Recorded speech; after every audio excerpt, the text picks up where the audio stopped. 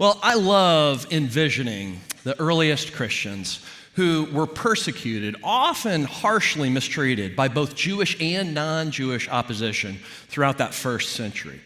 And when they still seemed completely impervious to threat, just rock solid, not just standing firm in the face of hostility, but even going further than that, they were actually friendly and kind toward their enemies.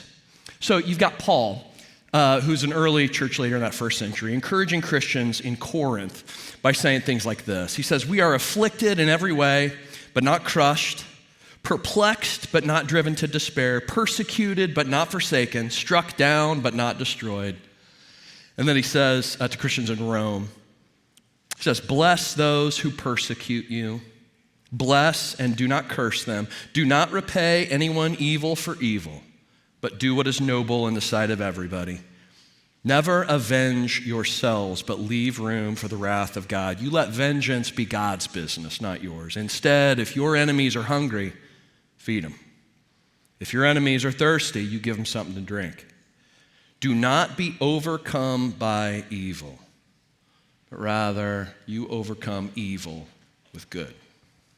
Can you imagine a whole population of people living in that way, relating to others in that way? Can you imagine a church community in this world that we're living in right now, a church that is known for being that kind of strong? Man, I do love that vision, that image. Well, maybe you've noticed that it is pretty hard to have a satisfying relationship with someone who is easily offended. Have you noticed this? Hard to have a satisfying relationship with somebody who's easily hurt by your words. Now, hold on. If you were easily offended by what I've already said there, just hold on. Don't be leaving the room just yet. I'm not actually talking about you. I'm actually talking to you about other people. All right? Other people in your life who are easily offended. And what I'm saying to you is I bet you have noticed that it's hard to have a satisfying relationship with someone who is easily offended, a person who's easily hurt by your words. It's not impossible. I'm not saying that. It's just difficult. It's hard to have a satisfying relationship with that person. And I think you probably know why this is. When you suspect that a person, a friend, is easily hurt by your words or your thoughts or opinions, assuming you don't love hurting their feelings, you might find yourself, holding back a little bit. You might feel like you're kind of walking on eggshells sometimes. You might often avoid saying the full 100% of what you're actually thinking. So you give them 60% of what you're actually thinking. But there's a last 40% that you never end up sharing with them. That's 40% of you that they never end up coming to know. And so by my calculations, that relationship works out to be about 60% satisfying, about 40% frustrating, about 40% blocked from really knowing each other and being known by each other.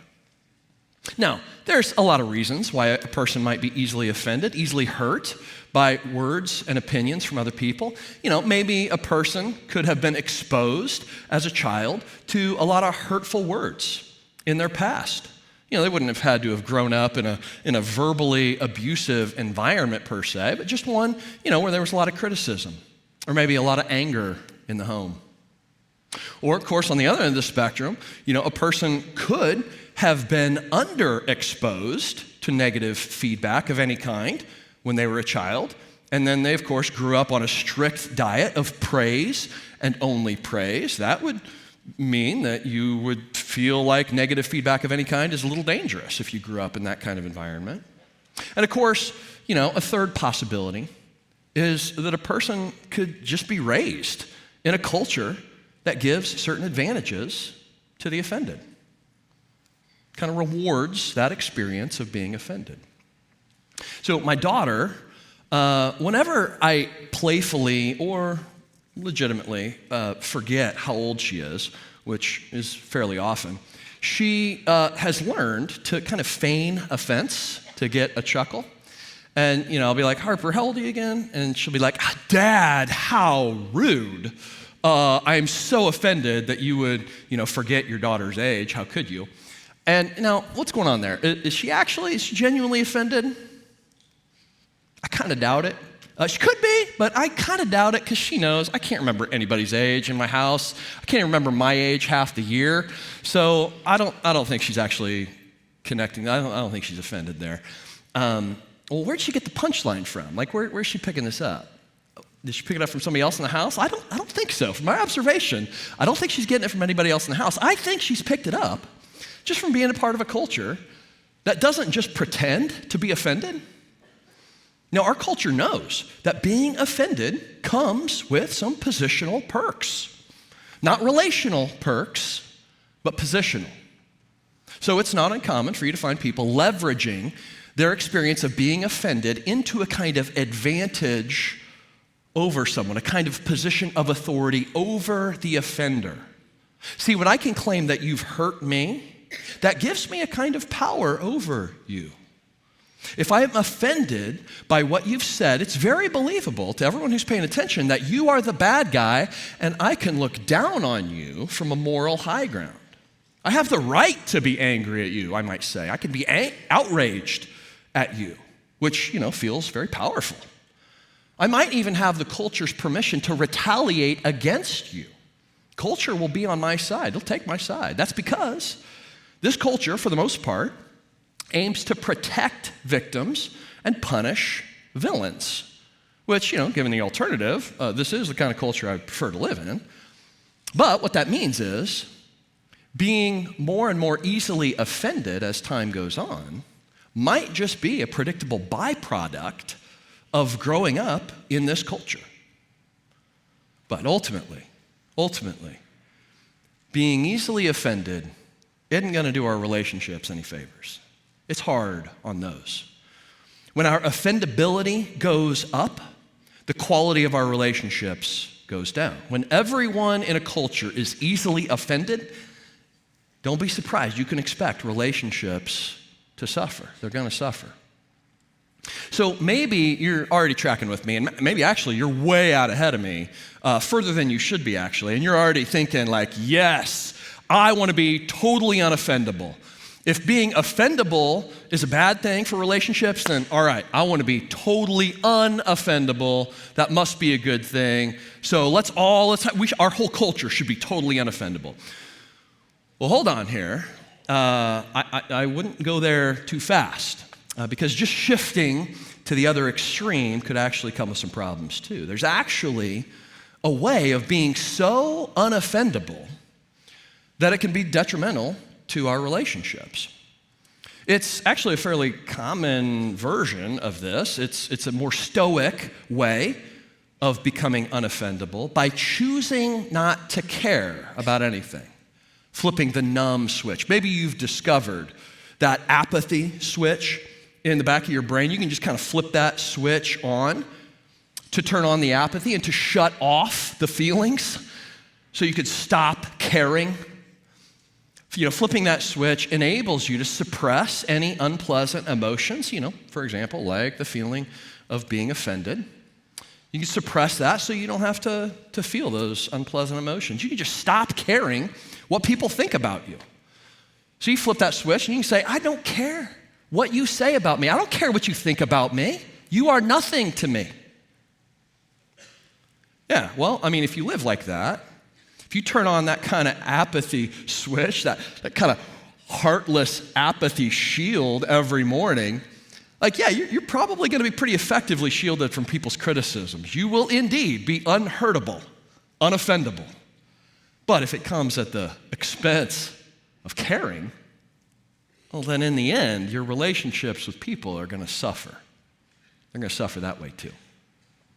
Now, what we want, what you want, what we all want, is to be both caring about people and unaffected by people's criticisms. That's the goal, right? That would be the right kind of unoffendable. Well, I happen to know a guy who might be exactly that right kind of unoffendable. He's very hard to offend. At the beginning of his ministry, word was getting out about Jesus. Word was getting out about this possibility that Jesus might just be the promised Messiah, the heavenly king sent to deliver God's people. So when Jesus starts inviting people to follow him, to become his disciples, his students, people were pretty excited to say, yes, count me in, I'd love to follow you. Philip being one of those guys. And as soon as Philip says yes to following Jesus, he rushes home to tell his buddy Nathaniel. And he's like, bro, you have got to come check this out. We have found the Messiah. His name is Jesus, and he's from Nazareth. Nazareth. Now, Nazareth was a small backwater town in the region of Galilee. Nazareth was the kind of place that maybe had a few stop signs, but they didn't have any stoplights. Nothing going on in Nazareth, so there's just not a lot of income there.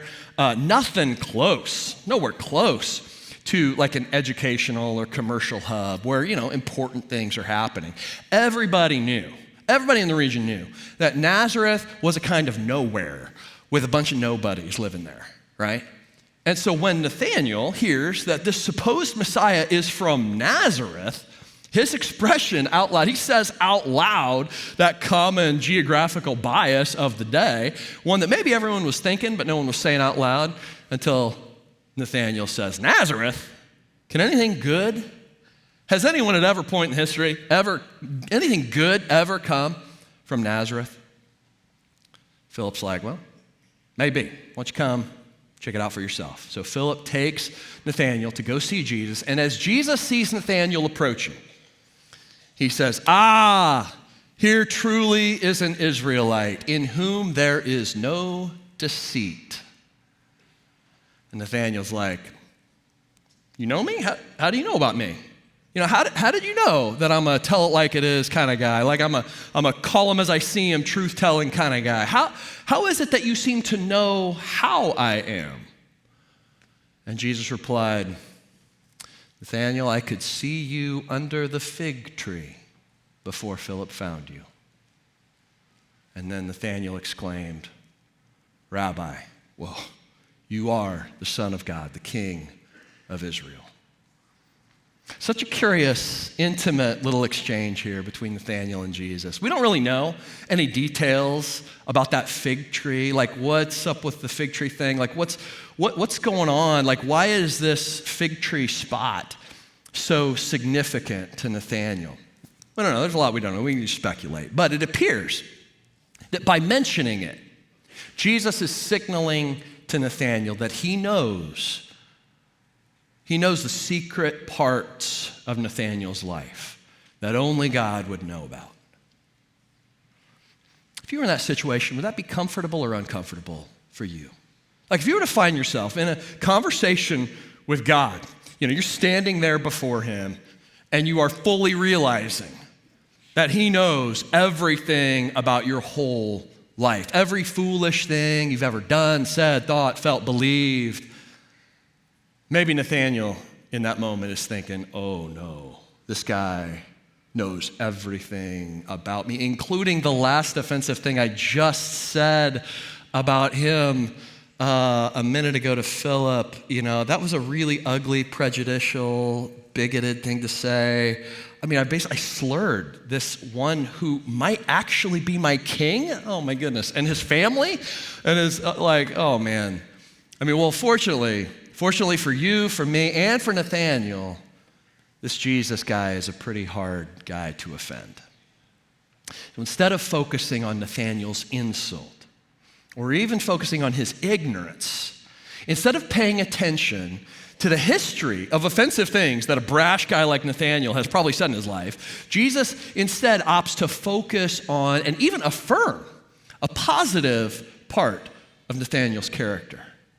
He returns insult with undeserved kindness because that is what grace does. Instead of focusing on the offense, Jesus saw through the offense to the whole person behind it. He saw right through the prejudice that Nathanael expressed and probably even believed in his heart and mind. He saw right through the ugliness of whatever was said all the way to the person, the whole person underneath it all. That's hard for us to do, but I I bet you've had moments where you've done this successfully, moments that you've chosen to remember that line that hurt people, right? You've probably heard that. What kind of person might say something awful and hurtful to you? Well, it's someone who's probably experienced some kind of hurt themselves. Maybe you've reminded yourself of that line. Maybe initially as a way of defending yourself against a kind of attack, but it eventually moves you. Realizing it, remembering that moves you into a different space, one of pity and compassion for the person who's bringing an attack. And you eventually are moved to mercy. Apparently, getting offended is optional. There are other options. Getting offended is not some kind of cause and effect certainty. It's not something that just automatically happens to you when something offensive is said out loud. No. It's a choice that you make to focus on one thing rather than another. So when you opt to focus on how shocking the offense was, how hurt you are, how surprised you are, how malicious the motives in the offender must be, right? When you're focusing on those things, you are making a choice to be offended. And when you instead opt to see the person who offended you as a whole person, when you choose to consider all of the complexities and layers of experience that have made that person the way they are, and when you focus your attention for just a second on the fact that they are a broken human being, a marred and incomplete reflection of God in desperate need of rescue, just like you, when you can just focus on that for a second, that's often enough to shift your weight from feeling hurt to feeling love. Now, doing that, remembering that, focusing on that, doesn't undo the wrong that might have been done to you. This doesn't make what they said, it's okay, it's no big deal. No. It doesn't completely undo the hurt caused. You might still be hurt, but there will be something other than the hurt at work in you, overriding the hurt, overcoming whatever evil was done to you. Another thing that I think made Jesus hard to offend is that Jesus believed and he operated on, he lived out the truth, lived on the basis of, in alignment with the truth, not half-truths. What do I mean by a half-truth? What's a half-truth? Well, a half-truth is a line that sounds true, but upon further examination, we actually see that it's not completely true. So a half-truth, you might say, is a spoken truth plus an unspoken lie, something false. So the spoken part, it might be true, but there's an unspoken assumption. It's not spoken, it's just assumed, and it's attached to the thing that's spoken. So that in the end, the whole thing's not true. So for example, you might try to offend me by saying, Chip, I don't like you. That's the spoken part, right? But there's something attached to that you and I both might assume to be true, and that's the part in brackets, right? Like you're also kind of assuming that we both believe that I need you to like me, right? Well, that first part might be true. That's the part that you say. But that second part that's assumed, that's not true. I don't actually need you to like me. If you don't like me, I'm ultimately going to be okay. Now, I would prefer that you like me. I really would. That'd be my preference, but is that my need? No. And that's what makes it not true. Notice that if I believe the unspoken lie, if I believe that thing, that I need you to like me, then I'm going to be hurt when you say you don't like me, right? I'll be hurt by the spoken part. That's when I'll be offended. So the unspoken lie is what gives the spoken part, the offense, its bite, its sting. And if you don't believe the lie, then the offense loses its sting, it loses its power. There's another half-truth example, you might say, to me, something I could be offended by. Chip, your message today was just garbage. It was trash. I hated it, right?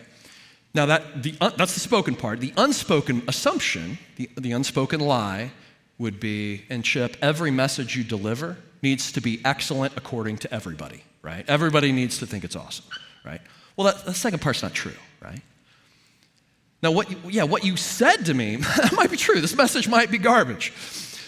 But that's probably not going to hurt me unless I believe the unspoken lie. If I believe that every message I deliver has to be awesome according to everyone, well then, hearing what you say about this message being garbage, that's going to hurt. It's going to hurt.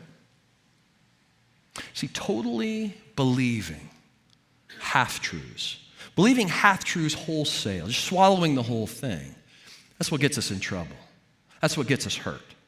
And if you tend to fully believe things about yourself that are only half true, heads up, you're probably going to get hurt easily and often. Jesus didn't do that. He didn't operate on half-truths. He believed and operated on the truth. For example, in this situation, if we play around a little bit with this interaction between Nathanael and Jesus, if we were to kind of take what Nathanael said to Philip and turn the offense factor up a few notches, let's say that Nathanael said to Jesus' face, Jesus, I heard you're from Nazareth, which is nothing but a garbage town. Everyone I've ever met from Nazareth is good for nothing.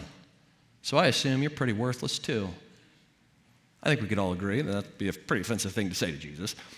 But in order for that to actually sting Jesus, in order for that to hurt Jesus' feelings, Jesus is going to have to be a sucker for the unspoken thing that's attached, the unspoken lie that's attached to it, right? So it'd be like this. He says, Nathanael would say, people from Nazareth are worthless. The thing you'd have to assume, the unspoken lie part, would be that a guy's hometown determines his worth, his value, right? Well, come on, no one who believes that. That's ridiculous. When you say it out loud, it sounds ridiculous. And Jesus, you're not going to pull that one on Jesus. Jesus knows that that's just patently false. Jesus knows that the dignity of every human being comes from being created in the image of God. Goodness, he helped write that truth into the fabric of the universe. He knows that a person's worth has absolutely nothing to do with where a person grew up, nothing to do with their skin color or their ethnic group or their cultural subgroup that they belong to. It has nothing to do with whether they're rich or they're poor or they're highly educated or completely illiterate. Jesus knows that every human being gets his or her value, his or her worth, simply from being created in the image of God. And when your feet are firmly planted in that truth, the most insulting, the most offensive comment imaginable launched at you is only going to be half true at best. And in the end, the offense is going to be completely toothless. It doesn't have a leg to stand on, like a paper bullet hitting you. It doesn't weigh enough. It doesn't weigh nearly enough to break the skin and draw blood. See, if we always believed the whole truth about ourselves, about our inherent value and worth, if we always believed it, we would be extremely hard to offend.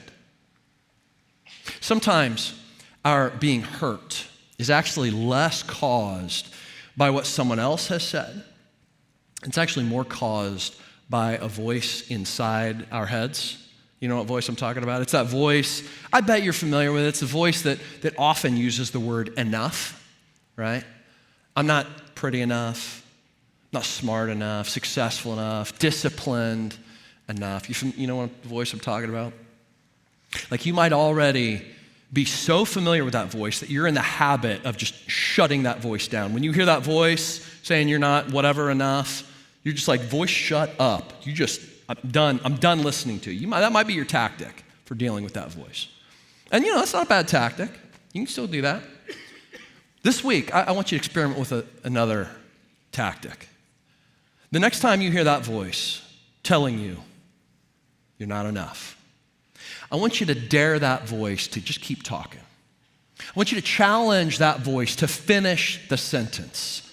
Because when it stops at the word enough, it's actually only giving you the first half of the sentence. So you tell that voice to finish the sentence. You say to that voice, I'm not pretty enough to what?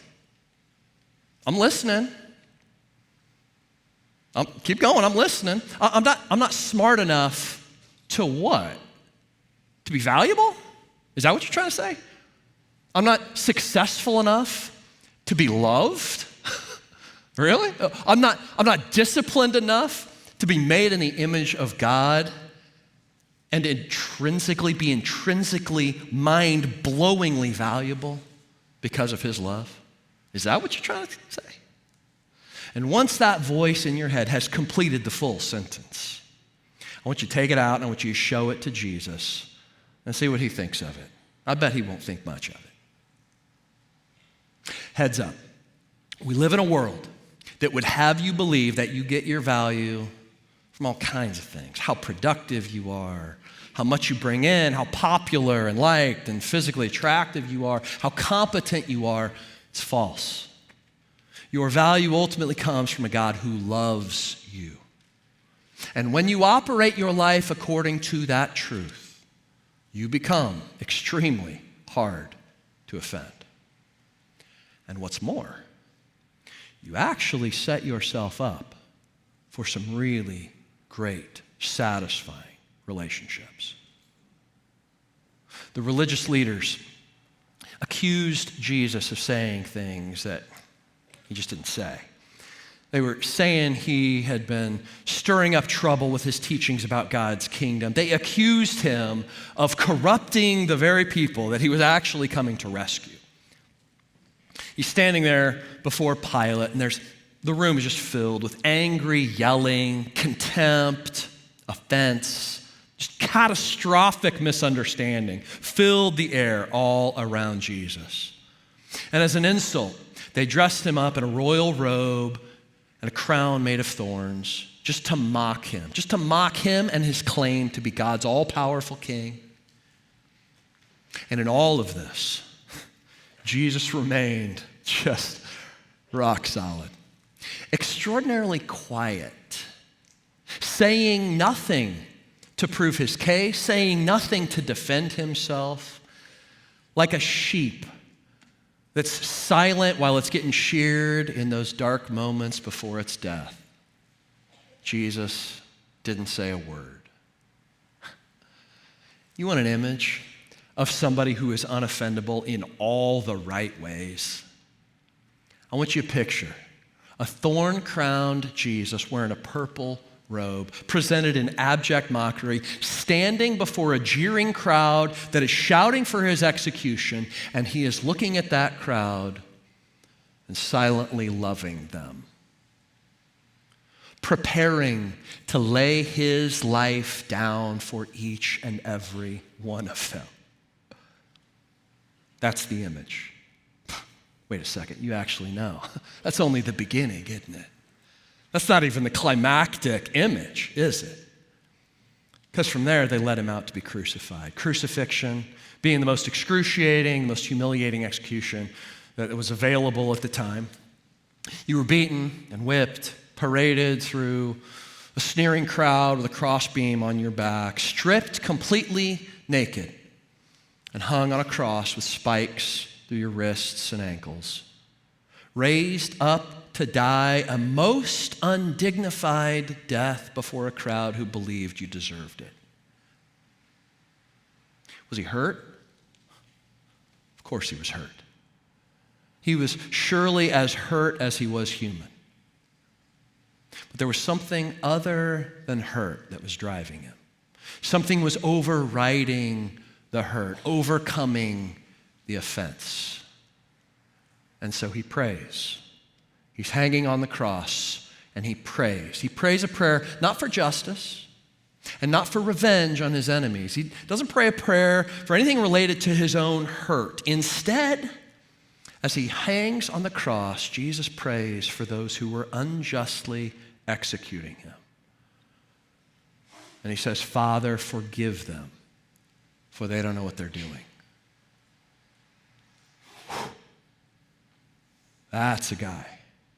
That's a guy who's hard to offend. That's a guy who is so secure in the truth about himself, so undeterred by things that just aren't true, choosing to look through the ugliest offense to the whole people behind it.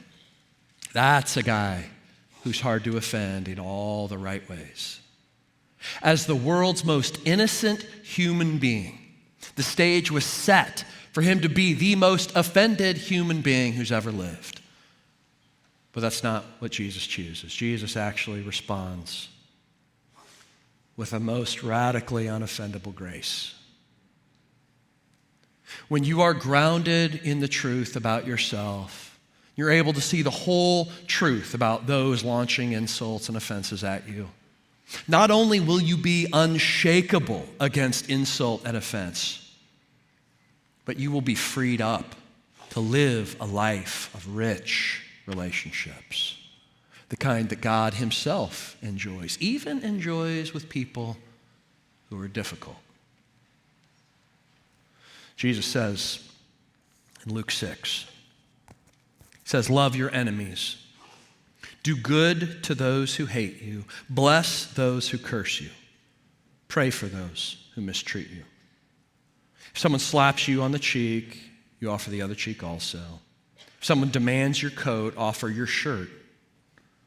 Give to anyone who asks, and when things are taken away from you, don't try to get them back. Do to others as you would like them to do to you. Now, you love your enemies. You do good to them. Lend to them without expecting to get anything back. And when you live and give like that, then your reward will be great. Then you will be children of the Most High God. You will be reflections, spitting images of your Heavenly Father, because He is kind to the ungrateful and the wicked.